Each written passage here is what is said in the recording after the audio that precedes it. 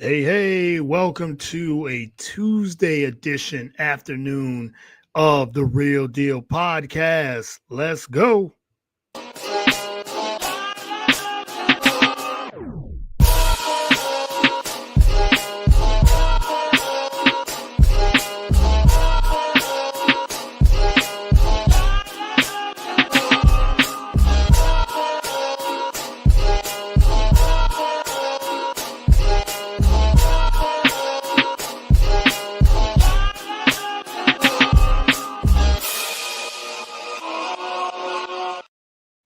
All right, welcome to another great episode of the Real Deal podcast. I'm your host, Courtney Harden, as always. Glad to be back with a new week. Great guests lined up for this week as well. This is a Tuesday afternoon, so I always have podcasts throughout the week, different times and everything too. So whenever I can have my great guests coming on, we just work it out, and this is the time we have. So so this is a returning guest, but before I bring her on, you can find the podcast on all podcast platforms, whether it is Apple, Spotify. We're on the Roku channel, BS3 TV, Roku channel, BS3TVLive.com. We're also on Facebook Live. We're on Twitter. Everywhere, wherever you get podcasts, you can find the Real Deal on all podcasts and social media platforms. You can follow the show at Get the Real Deal on Twitter X, and you can find me on Instagram, Facebook, TikTok, and Twitter as well. So I am not going to keep my guests much longer. Like I said, not a guest, podcast family back on the show for I done lost count, so it's been a long time. She's done a lot of podcasts with me, a lot of different topics we discussed. We discussed life, sports, what we've been up to, and we've done NFL preview shows, Super Bowl preview shows. So it's only right that I get her back on. One of my favorite guests and, like I said, podcast family. So welcome back to the show, Erin Mulligan. She is a host, writer, podcaster, sports blogger, has her own YouTube channel, The Dissection with Erin Mulligan. So, Erin Mulligan, welcome back to the show. Really appreciate it. Thanks, Courtney. I'm excited to be on. Yeah, for sure. And, like I said, you've done a little of everything. And, anyone that follows you on social media, TikTok or YouTube, anything like that, your sports takes, not even just sports takes, just in life and what you got going on and things like that. So that section with Erin Mulligan is the show. And now she's a producer too. She's now producing podcasts as well. So we're going to get into that as well. So again, I really appreciate you. Happy New Year for coming on. And thank you for coming on once again. Yeah, Happy New Year. Yeah, Happy New Year. How's everything going? I know we were talking a little bit before we started recording and we went live, some things you've been dealing with, some health issues and things like that. So I hope everything is well at the start of the new year. Thank you. Yeah, I mean, I have been producing, and one of the podcasts is Chalk Chat. So I've been documenting my I hate saying health journey because it's so overused. But yeah, I've been having gut issues for the past year. And it's sort of made me kind of pull back on the dissection stuff. And I try here and there. But I get unmotivated because I'll get sick and then something will be old news that I was maybe working on by the time I'm, well enough to publish it. And I just get back. I'm not on top of it then. And yeah, I mean, I was working full time in the spring and the summer and having to take off of work for that too. I didn't have time. I didn't have the motivation. And so, yeah, if you follow Chalk Chat, you'll see me going to many, many doctors' offices and discussing all of that. But moving forward, I hope to just kind of do more quick, maybe short form things so that I can publish them really quick and I at least have content out there. I'm going to try to focus on that moving forward. Well, we enjoy whoever that follows you on social media. We enjoy the content for sure. Like I said, on YouTube and TikTok and Instagram and Facebook and all those things. So, but first and foremost, you know, speedy recovery with your health. Glad that Thank you. you feel feel much better. You said you're documenting your journey with the health. But yeah, for me, the main thing is getting healthy and being healthy because you said you gotta stay healthy from your physical and mental and everything, and spiritual health too, just to have the mind and the body healthy, Yeah. to be able. That's first and foremost. That's always the most important of all things. And then you said the other things, uh, the podcasting stuff is not as important as your health. So because you got to be healthy to do things, just do things in life. So, Yeah. but yeah, so hopefully that you're able to get back healthy and get to the things you love to do, which I know you love talking sports and writing and things like that. So yeah, that's the most important thing. So, but again, glad to get you on here and to catch up with you and everything. I think the last show we did sometime in might have been football season just begun. It's getting ready to begun. And yeah, I think I did a 4 hour preview, NFL preview. You were part of that. So we're Yes. always grateful and thankful for your time with that. So yeah, so we're catching up. Football season's over. Well, regular season. Now we're in the playoffs and things like that. But before we get into the NFL and the playoffs and your thoughts on the season itself, talk about the podcast you are producing, and you launched that a couple months ago. So talk a little bit about what it is, what it entails, and being on that production side, and kind of just sitting back. I know you make appearances on there too, but kind of talk a little bit of the journey of producing a podcast. Yeah. It's a lot of fun. I like it.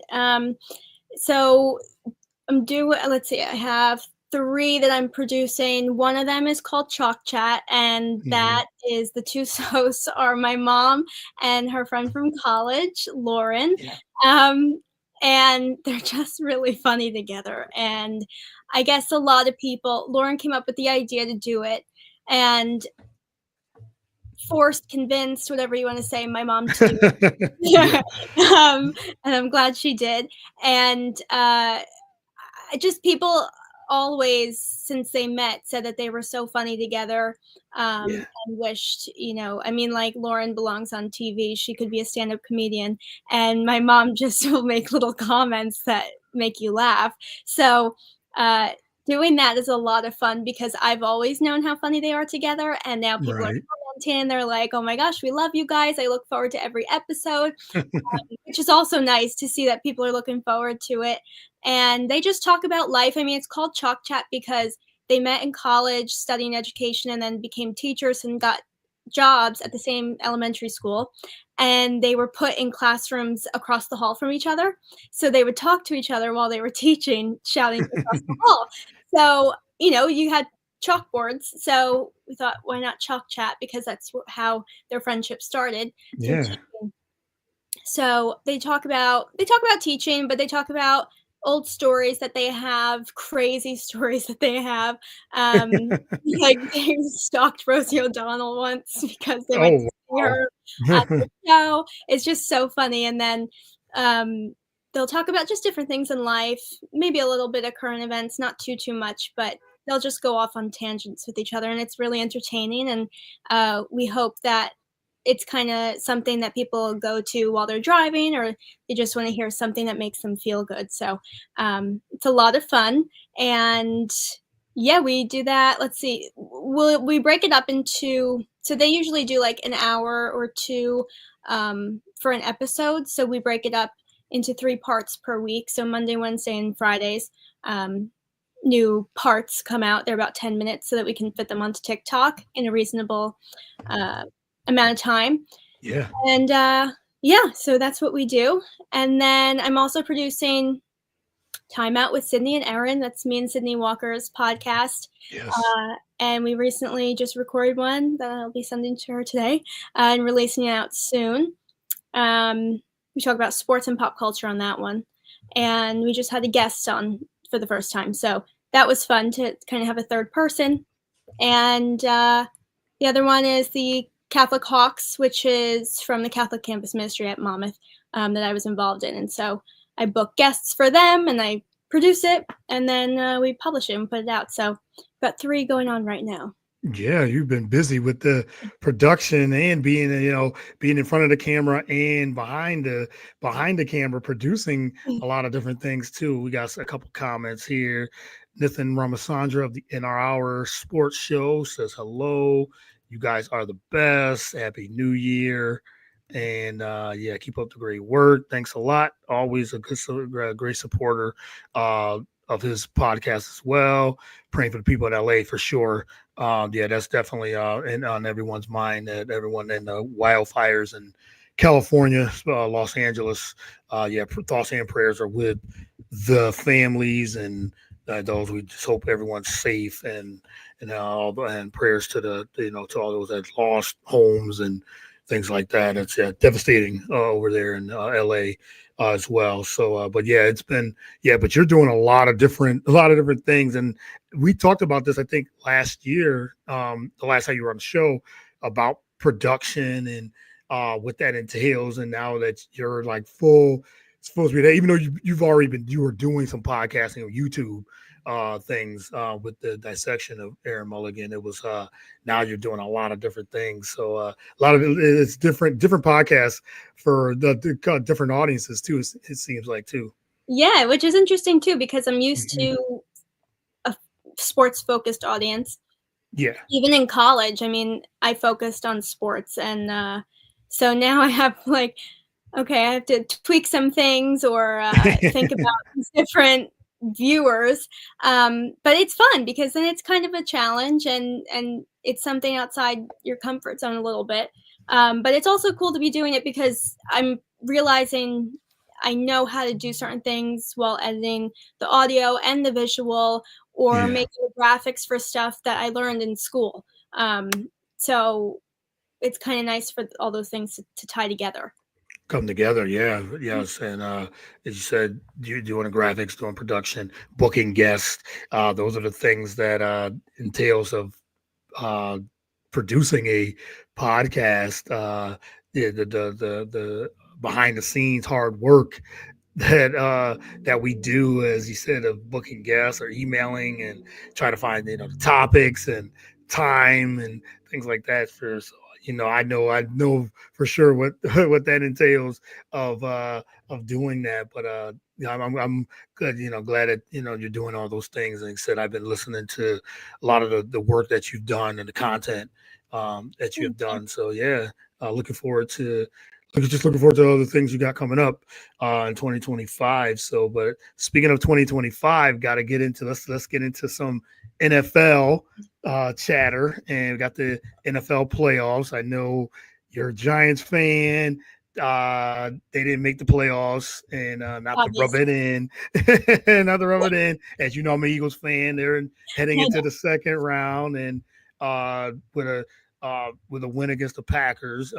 Wasn't pretty, but you win. I mean, we know it in playoffs. You win by any means necessary. You just win how you can.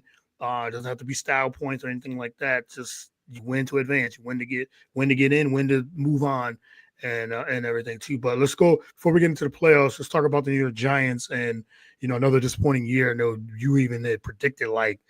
No, I don't know. It's not going to be a great year. When we talked about with our preview, and now they keep the GM and the coach after a bad year. Were you surprised that they're both returning? Were you looking forward to getting starting over? New regime. What was your take on the Giants season as a whole and retaining the coach and the GM? Yeah, I remember talking to you about it. I didn't really know what to say because I didn't know what to predict or feel. I wasn't overly surprised that they're bringing Dable and Shane back.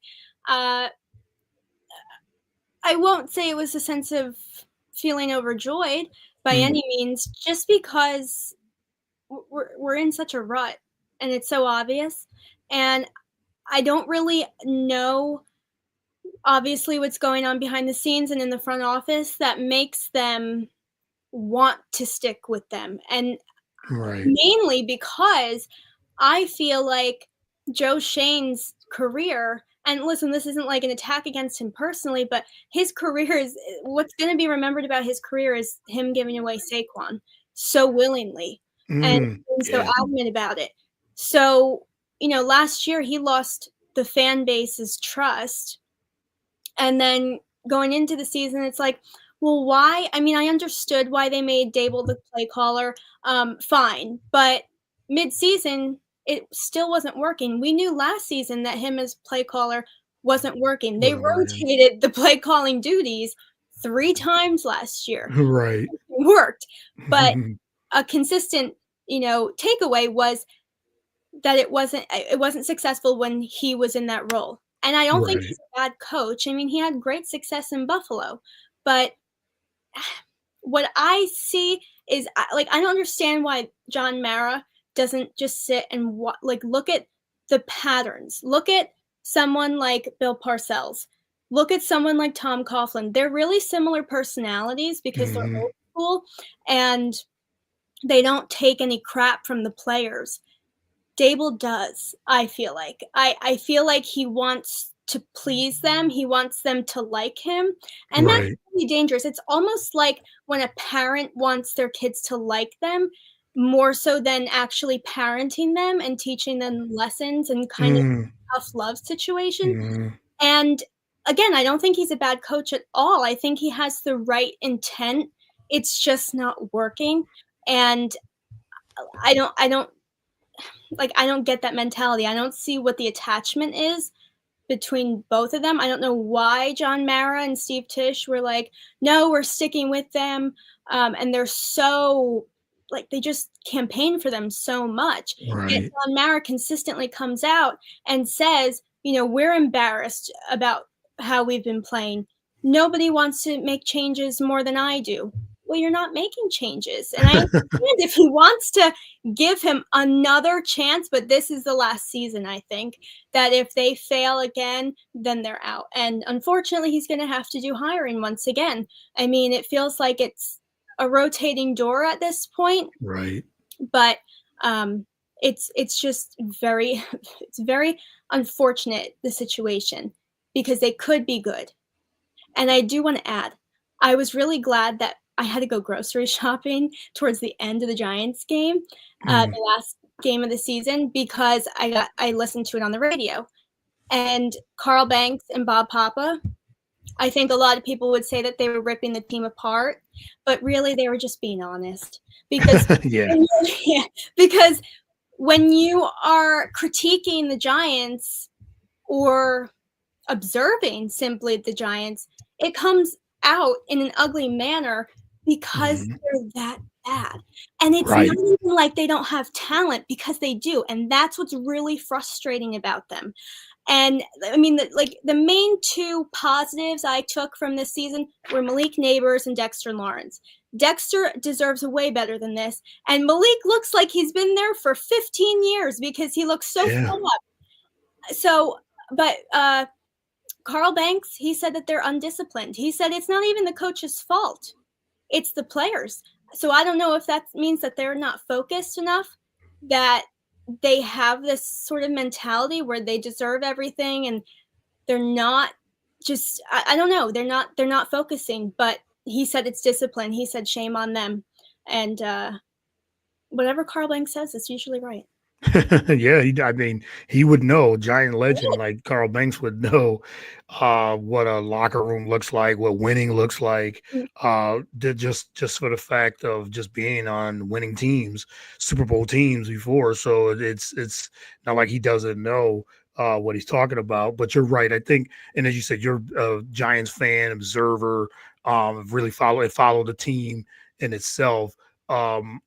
I was, just on the outside looking in, just being a fan of of NFL and just seeing all the teams and really focusing on them. It just seemed like when the season ended, my first question was, was Dable and Sheen, where are they gonna go? Was it gonna be one? Was it gonna be both? And that was it for the whole entire year. Mm. Would it be first? It was gonna be Brian Dable. It was just like, okay, Dable's gonna get fired. This is it. But then it was like Joe Sheen. They go, okay, was it going to be him? There's a package, things like that. And I said right after that Eagle Giants game, I said to myself, I have a feeling they're both going to stay, because there was speculation that one might go, both might go, or they stay. And I just had this funny feeling like they're both going to stay, because it's just the way how just said that, Giants, how they operating at this moment of, okay, we're gonna try what you said, try it one more time. It's like, okay, you've seen the product of how it goes. It's just like I said, it's not good at all. And I know they're saying, well, we need a quarterback. Okay, if you get a young quarterback, they're gonna be thrown into this. If they draft a quarterback, gonna be thrown into this situation with, okay, where do we go from here? Rookie quarterbacks, for the most part, usually struggle, unless you're Jaden Daniels at this season. But it's got to be in a good situation. And this, as of now, and anything could happen, it could turn around. But that division, the NFC East, is tough, because you got the Eagles, now you got the Commanders. Cowboys will probably be better, and once they get a coach and they get healthy, they'll be better than they were. So it's in a tough division. So I don't know. It could be mediocrity again next year, probably, more than likely. And I know most of the players they talked about, they love playing for Brian Daboll. They love playing for him. But there does seem like you said, a disconnect in a way too, between some, at least maybe some players and the coaching. Yeah, it's hard. It's hard to put. It's hard to put your finger on it and think, well, what would have happened if they would have got a new coach? Could it have improved? Maybe, depending on who they got. But I don't know. It's just maybe they just need that culture. For as you know, culture is big in the NFL, especially. Maybe the culture is just over the last few years just hasn't been great. No, and I mean, in a way, they do have a pretty young team. I think they need guidance. They just need guidance, because they look messy when they go out on the field. You got your Aunt Mary says hello. Okay. Thanks for tuning in.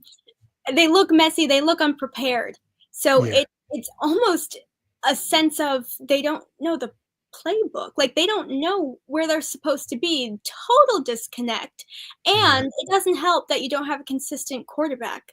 You can't just get rid of Daniel and will actually push him to the brink of, what, like, literally made him walk off the plank, beg to be traded, go to Yes. the front office. And so you lose him. Not that he was stellar by any means, but like Malik Neighbors said, he was not the problem. He was not the only problem. It's the entire team. There's something that nobody is either picking up on or nobody's addressing. It's so strange in a sense. It's very strange. You can't just do that and then put Tommy in and then change your mind, put Drew in, and then they both get hurt. You get Tim Boyle, who has never won a game in the NFL or college. He never won a game. Not that I wish that upon him, but like, you have no one else. Yeah. And so it's just inconsistent chemistry as well, because the quarterback's the leader. It's really a disaster. Right. And that's what it is. It just seems big disaster. And then there's a disconnect, I think we said, with owner and GM and coach, and the owner just doesn't want to.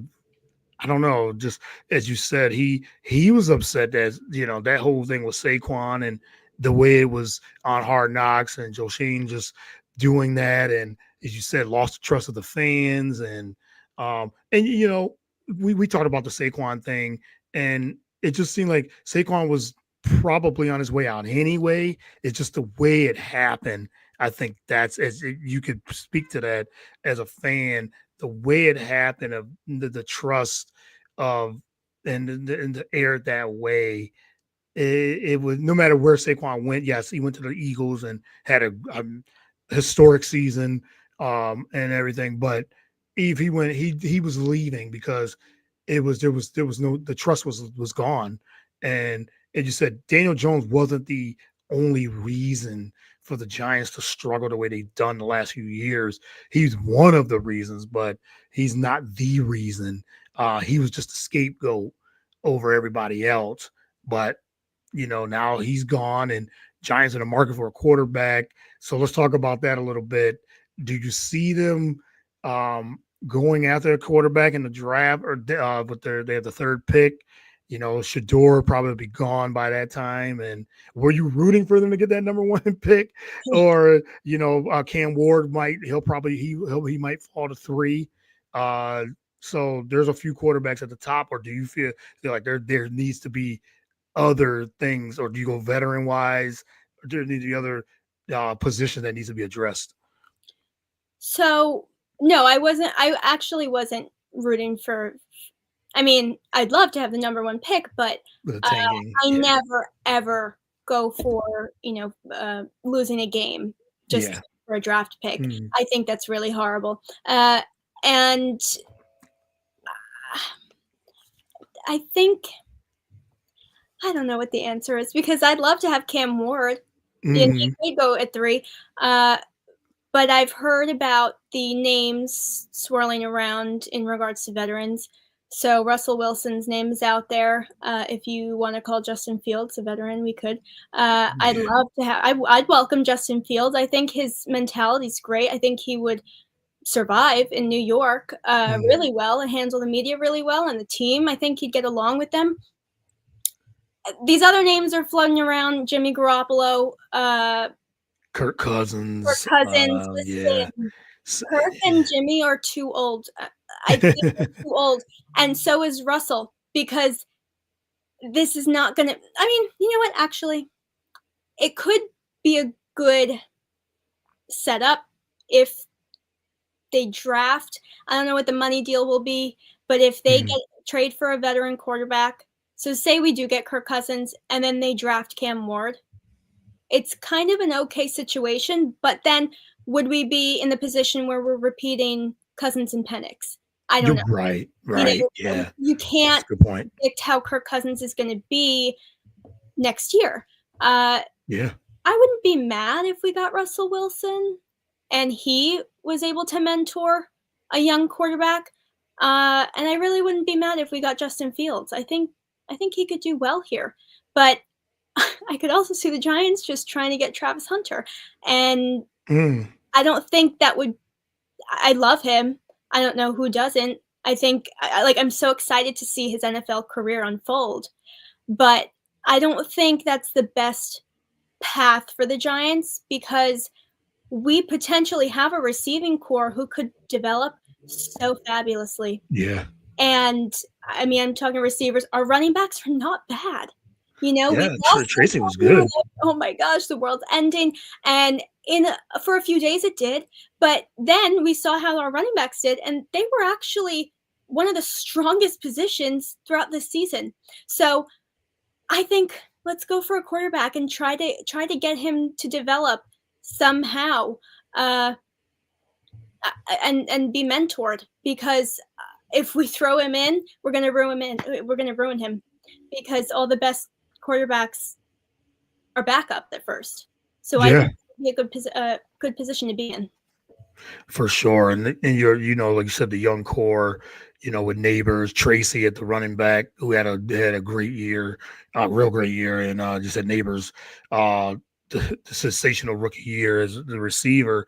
You get someone young like Cam Ward, which I have a feeling that that's who they will draft. But do you put all that money, as you said, on a veteran, depending on the money, depending on the the salary? I know I heard Sam Darnold's name floating around, but he's looking at. Yes, he did. The end of the year, he didn't have a great, end of the year last night and the playoffs, and then the last game of the year against Detroit. People are now they're ripping him, saying, "Oh, okay, here's the real Sam Darnold." I'm like, he had an unbelievable year. he had a great year. He had a Yeah. really good year. So he's going to earn a starting position and money, whether it's Minnesota or somewhere else. So I don't know about 50 million a year, but he's going to get paid something. So that's, but Darnold, I mean, that might just be maybe a little too much money.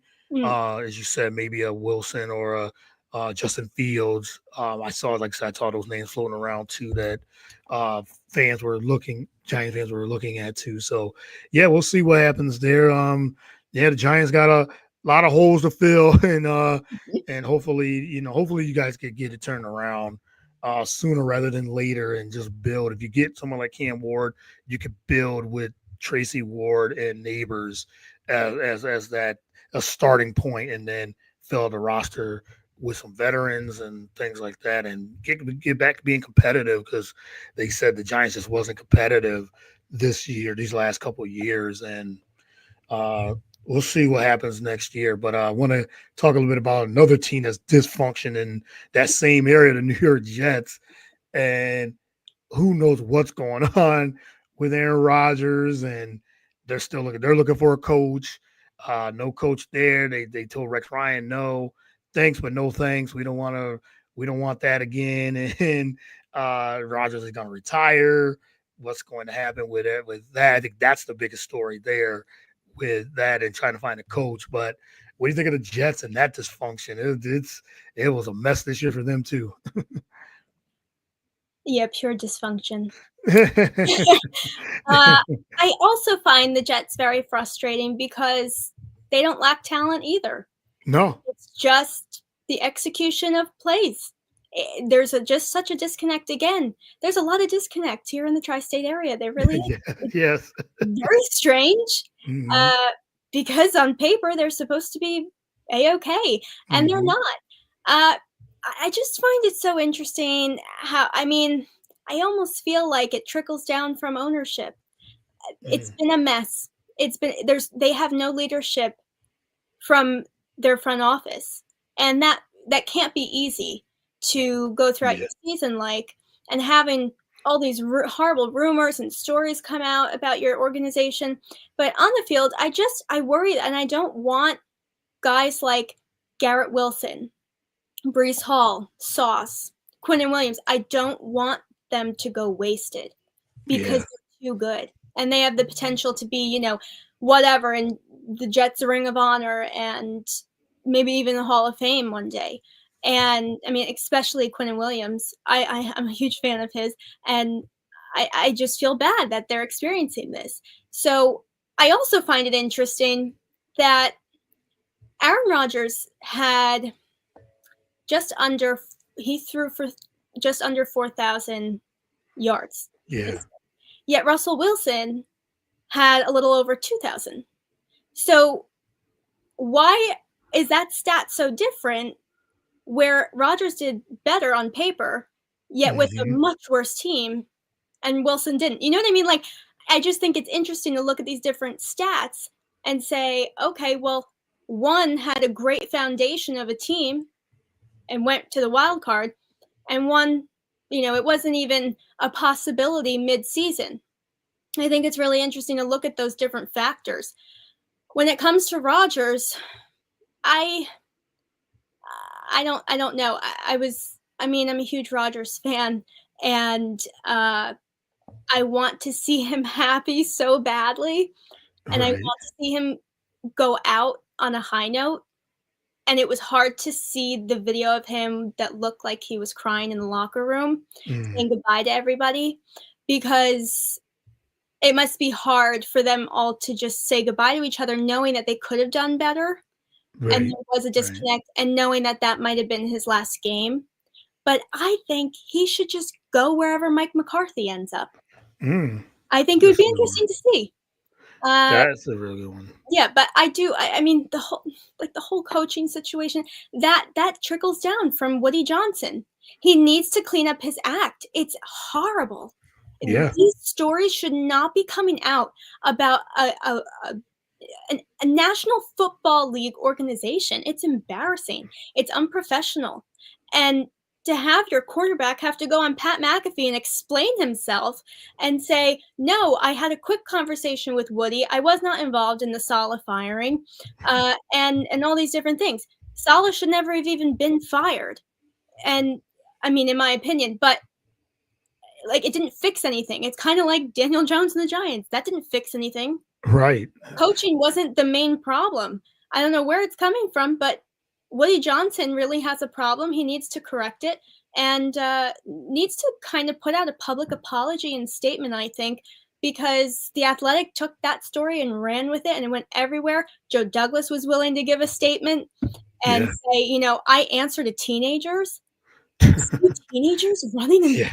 an organization? It's wild. And it's even more wild because it could be true. It could be true. Yeah. Yes.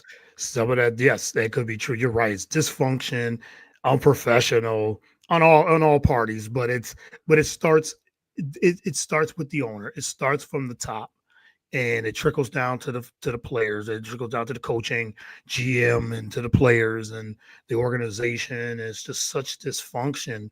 And it's so like strange to see that such dysfunction, and the Jets have been dysfunctional for so many years, How and long? that's why they it's hard for them to win. So I mean, yes, we could say the Aaron Rodgers experiment was a failure. Okay, I guess that's fair to say. That's very fair to say because he got injured 4 plays into the season 2 years ago, and then this season it took some time, but it was so much dysfunction. Took time for him to get the rust off, and took a long time, and then he was playing pretty well he was playing pretty well the last month or so in the season.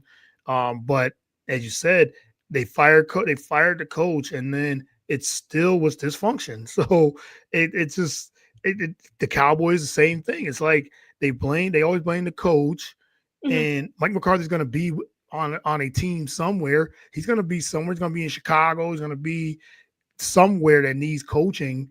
I'm not saying he was the greatest coach in Cowboys, but uh, it just wasn't him. It was dysfunction. It was the players. It was the Jerry Jones. He's the reason why there's so much dysfunction. That's as you said, Woody Johnson, same thing. It just goes right from the top. But these owners are not gonna. They can't get fired unless they fire themselves or unless they get pushed out. But Mhm. they don't see the dysfunction. They just see they make money and they put the team out there and they're like, oh, that's what it is, and we're still going to continue with our dysfunction until they admitted them themselves. But these guys, those type of him and Jerry Jones, they don't admit those things. And again, we talk about culture. Their culture is just of dysfunction. Yeah, and that's what confused me about their decision to interview Rex Ryan. If it didn't work the first time, why are you trying again? And I understand that his personality could potentially be such an outstanding coach, Yeah. but it didn't work for years. Hmm. And so I didn't understand that. Um, Interviewing the Saints coach, I do understand. I like that very Hmm. much. I actually Right. wanted him to come to the Giants if they were going to get rid of Dable. But I don't know. It's very strange, and they need to find a coach who's going to mesh very well with the GM. I felt Yeah. that Saleh and Joe Douglas got along pretty well and had potential, and then it crumbled. I think maybe the Jets are cursed. I think maybe they need Yeah. maybe knock down their facility and rebuild or something. But it's just very strange because all the pieces were there and things just fell apart so quickly, and it was sad because it proved everybody to be right. They said there's no way, the Jets are gonna turn around. Yeah, and then I think and the Jets, preseason predictions from a lot of media outlets and things had the Jets either winning the division, going far, being contenders, and the dysfunction just right from the beginning of the year, kind of just and it just snowballed, um, right right from the beginning. Yeah, I mean they were. I mean, look at the Bills winning the division once again. I don't think a lot of people had that predicted as winning the division. It was either the Jets or the Dolphins at the least. In some places, the Bills were ranked third in the division. And look, and now they're the number 2 seed in the AFC, and looking looking like real strong contenders, especially if they can get past Baltimore this weekend too. So that's going to be a really good game. But yes, the tri-state area teams.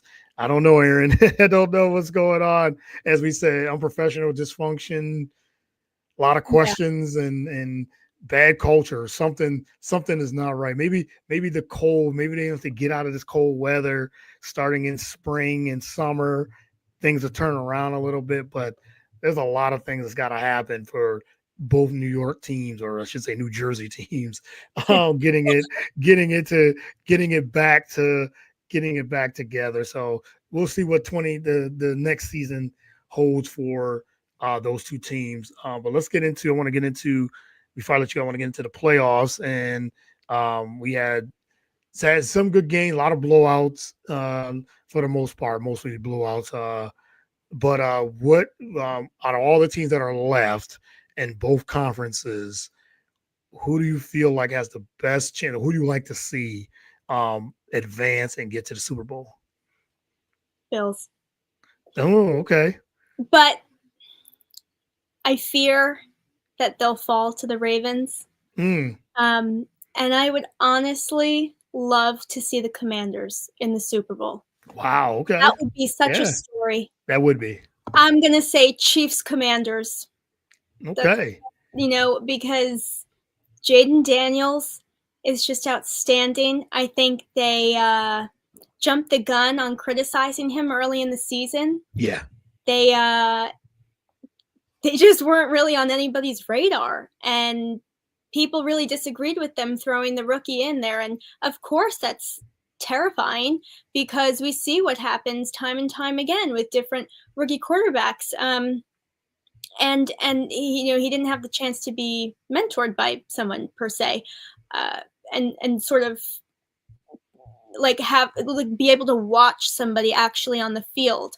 Yeah. And he just went in there. He carries himself so well, and I actually think that I trust him because he's such good friends with CJ Stroud, because CJ Stroud is such a solid person. He's so grounded, and the fact that they're such good friends says a lot to me, I think, because Yeah. Aiden comes off as very mature, not overly mature where he's acting like a 60-year-old man or anything, but he conducts his press conferences, his interviews so well, and he seems like he's a leader, which is shocking because he's so young. And he just really has great chemistry with his receiving core. Yeah.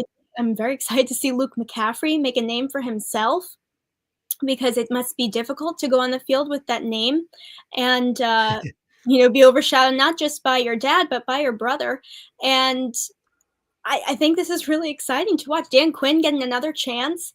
It's Yes. really great, and I'm really happy for Jaden Daniels. I hope he goes all the way, which I know is a slim chance, but it'd be nice to see. I mean, it would be a great story actually, and as an Eagle fan, I wouldn't want to see that, but Yeah, I know. but it putting things in perspective with the Commanders and the way they went into Tampa Bay, and I know Tampa Bay had a couple of huge turnovers, but uh, the Commanders they went in there and played well and took it right to right to the Buccaneers. Just and then they play. You said he plays. Jaden Daniels plays with so much confidence as a rookie. He does look like a 7-8 year veteran. That Yeah. seemed like he's been there before. That's how he plays. And yes, it would be a tall test because they go to Detroit. And then if they pull that upset, that'll be huge. And then they'll have to play the Eagles or the Rams to say they got to go back to Philly. Now they did beat Philly 3 weeks ago, and that was a crazy game because they turned the ball over 5 times. They came back down the field. That was the Eagles' one loss in the last 11 games or something like that. And Jalen Hurts got injured. That's when he got the concussion. So it was a lot of factors. But Jaden Daniels, he didn't, even with all the turnovers, he showed so much poise and so much confidence. Like I said, just like a 10-year veteran.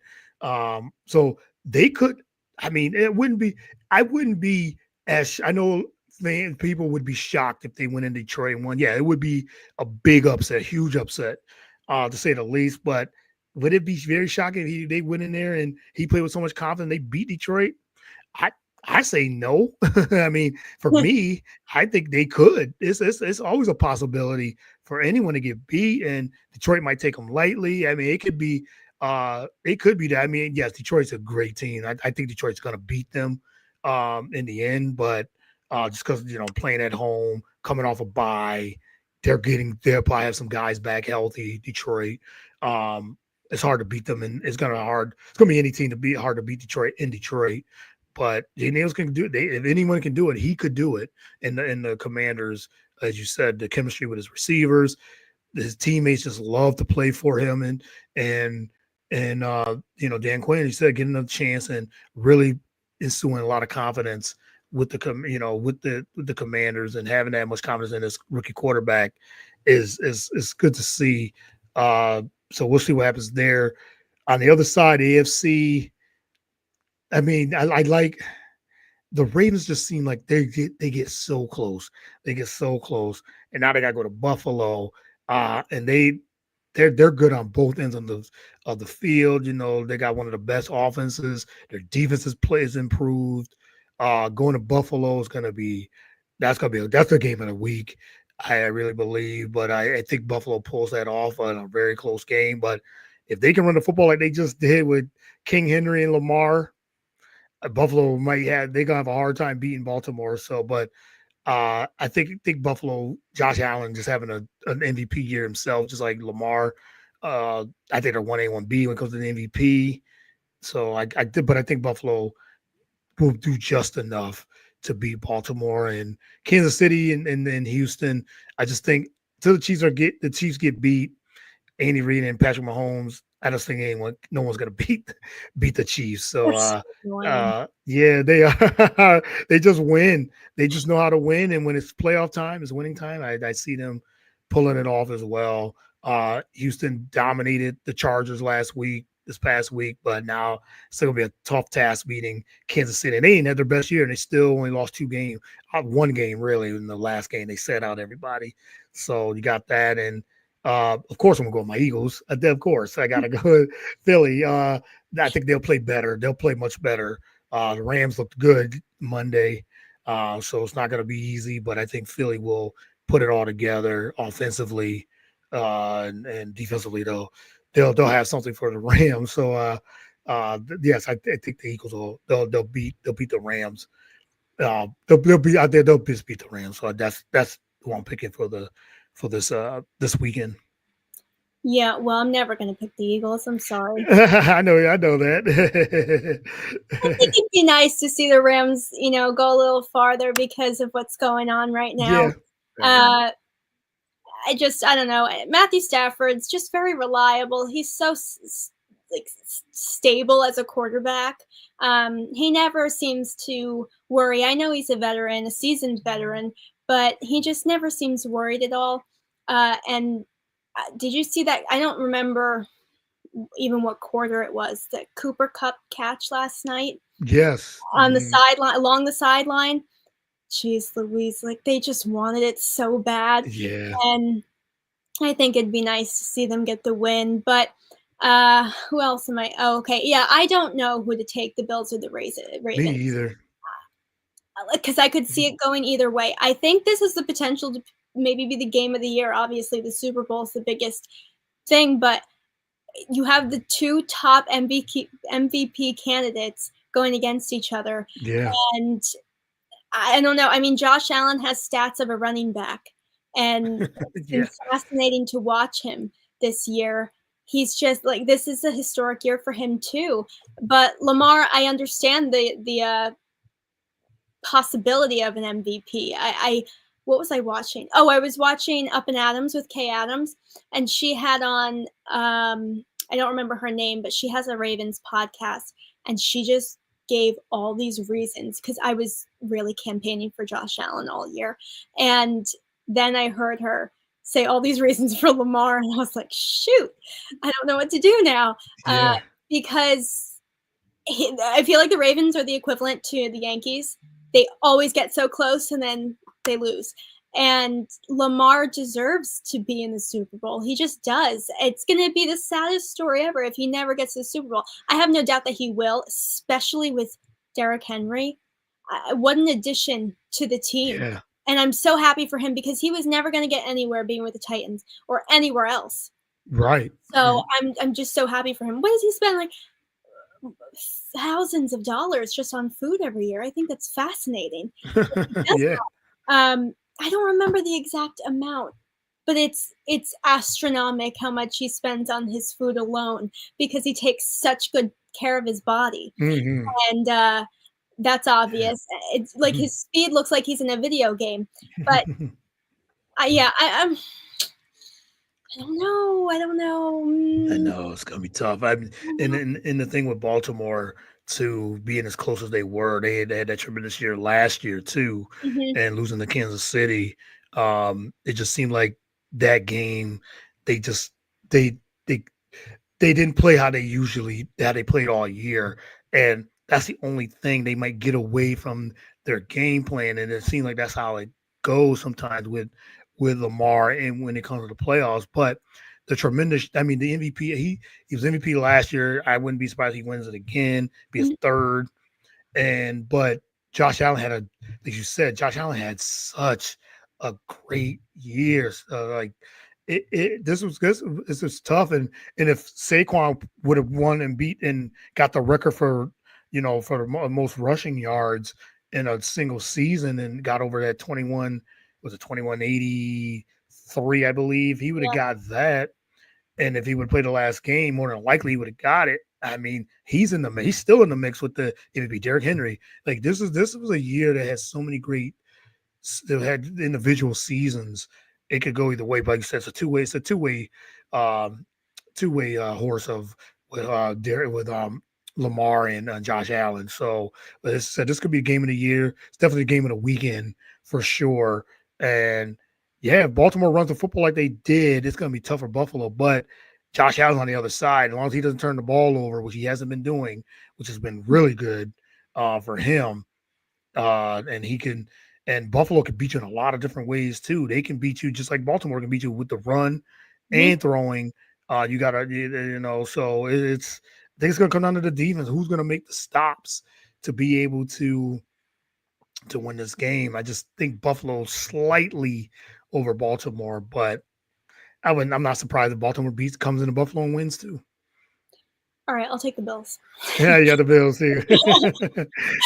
I convinced you with the Bills, I guess. Yeah. I think it's also going to be a game of defense because both offenses are outstanding. I really love watching what Josh is able to do with Dawson Knox and Dalton Kincaid because one is, a veteran, one is Kincaid's in his second year. So they're just so athletic, the two of them, and they make outstanding catches. So I love watching what he's able to do, what they're able to do together. I don't know. The Bills. I'm gonna take the Bills. Yes, it's gonna be a great weekend. Just like last week, it's just the NFL playoffs. It's now they said Detroit, Kansas City. Now they join the party now after having their buys, getting healthy. They'll some healthy bodies. With them, I feel like the Chiefs are gonna win, obviously because of how strong of a team they are. And I kind of don't want to see the Lions go any farther without Aiden Hutchinson. I just don't feel like it's right. And I know that's too emotional to say for football. I just feel like he's from Detroit, or whatever, the area. And I think it'd be great if he went to the Super Bowl actually playing on the field. Playing in the Super Bowl. But I don't know. Jared Goff, Amon-Ra. I mean, they'll make it there within the next few years, without a doubt. But I don't know. I don't want to see it this year. But I don't see the Chiefs back, so I don't know. There's a lot of teams, a lot of good teams, as you said. Even with Detroit, with the points they can score so many different ways, especially at home. They're so good, and you got to have a team that's able to for one, try to stop them, but can score with them. And of all the teams that are left, the Eagles might have the best shot Mm. if they can, because the Eagles can score when the offense is right. The Eagles can score, but that's the concerning thing. Can they? Yes, when you have Saquon, yes, I mean that's the same factor, and that's the thing with Jalen Hurts. He's got a lot of heat this year when the passing game has struggled, which it has. Mhm. But I come to the realization of looking at it like this with Hurts. He just does he's not turning the ball over like he did last year, which has been great. The running game is working, and it has been all year. They've just become a more running football team. Jalen doesn't have to be a guy that doesn't need to throw 40 times a game. He plays how the game dictates, and that's what I've enjoyed it. I know some fans don't like to see that. They want him to throw the ball 35, 40 times a game. He can do that too. He's done it. He's done it over the last couple of years. So it's not like he can't. So I mean, yes, there's going to be a game where he's going to have to do it, and that might be this game coming up against the Rams, where he's going to have to throw it 40 times, and it might have to come into one of those shootout type of games. And but they can't start slow. They have to start fast like they did against the Packers and really Mm. put the pressure on the Rams, because the Rams like to score too. So our defense is going to have to really key in and lock in on all the weapons the Rams do have on the offensive side. And I think the Eagles will. I think they're going to, of course, they're going to. I'm as a fan, I'm going to put that they pull it off. Like I said, I think they will play better offensively, and 28-20, something like that, some type of Yeah. score in that way. So I think they'll play much better. And then if it's Detroit Philly, that's going to be a really interesting game. That's the one game if the Eagles do advance, Detroit advance. That's the team that really scares me in the NFC is the Detroit Lions. Oh, for sure. It's like there's so many great matchups. I feel like it wasn't really like this last year. The No. level of talent and even the storylines, from a media perspective. But I'm taking the Rams, but I won't be surprised if the Eagles win, because I feel like with how many options Jalen has, it causes him to be more relaxed too, which Yes. causes Yeah. you to be more confident. Yep. So, and he really hasn't had any reason to not be relaxed and confident since he pretty much started. So that's I give an applause to the Eagles doing that and kind of building the team around him. And now they can build around. I mean, they have Saquon, who, might I add, I think they should have let him play and go for the record. I do too. Who knows what next year's going to be like? I mean, I'm not saying he's going to have a bad season or anything, but who knows if he'll ever get back to being that close. I Yeah. just don't really agree with that. And I read that he was upset about the decision too. I He think was. should have let him do it. Why not risk it? I didn't agree with it, but Yeah, I understood it. I agree. I understood it. I would have loved for him to do it. And it's not a revenge against the Giants or anything. Just yeah. he would have just got it, just to attempt to get it, I should say. And I didn't agree with it. I understood it. It was almost like a mini buy for them, which was Mm. fine. And they looked, and it helped. It didn't mean he looked fresh. And Jalen was coming off that concussion, and they sat everybody, AJ Brown and Devontae Smith. Goddard was just coming off injury, so he played the first half of that game just to get back into game shape and all that. So yeah, I understood. I did understand it. I just wished as a fan he would have been able to had a chance to break that record. But now that record's going to still be there, and it's going to be hard. It's going to be hard for someone to beat Eric Dickerson's record. It's been since 1983, Yeah, I 87, think so. 83. Yeah. So that's one of those records. Like you said, only 9 players have run over 2,000 yards. So that in the NFL history. So it's hard to even get 2,000, let alone over 2,100. So Yeah, I think Adrian Peterson was the the most closest. one, right? Yeah. He was 14 yards away. Yeah. And he would have known it. His team would have told him. I remember that whole story. He was 14 yards away from beating that record. And he was like, man, I would have got that couple more carries. They say they should have let me.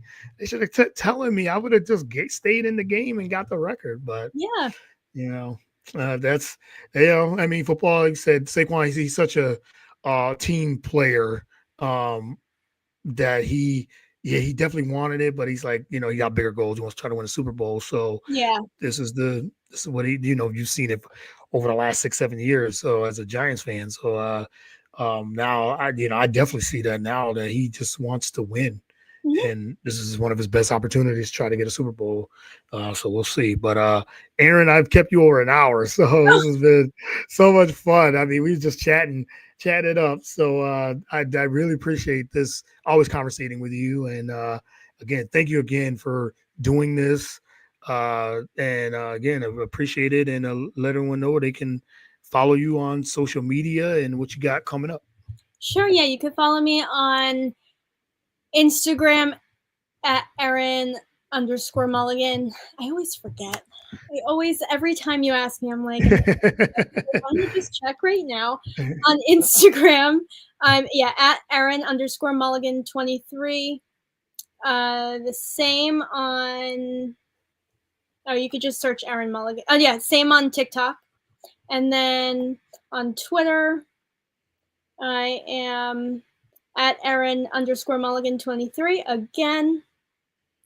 And yeah, that's where you can find me. And then you can search the dissection on YouTube, and the Instagram for the dissection is at the dissection official. And then my TikTok, I do the dissection just intertwined. It's right intertwined with it. Yep. So follow Erin. Like I said, if you just say Erin Mulligan, it comes up. TikTok and YouTube and Instagram, Facebook, Twitter, all those social media outlets there. And you can follow me on all platforms as well. You said Twitter, TikTok, Instagram, Facebook, The Real Deal with Courtney Harden. So thanks, Erin, for your time. Always appreciate it. And we'll do this again. Yeah, thank you for having me. I had fun. All right. Yes, I definitely have fun as well. All right. Well, I will see you on the next one. And I know you don't want to say it, but go Birds. All right. No, you never say that. But go Birds this weekend. So be on the lookout for more podcast episodes this week as well. So till next time, everyone have a great rest of the week, and God bless.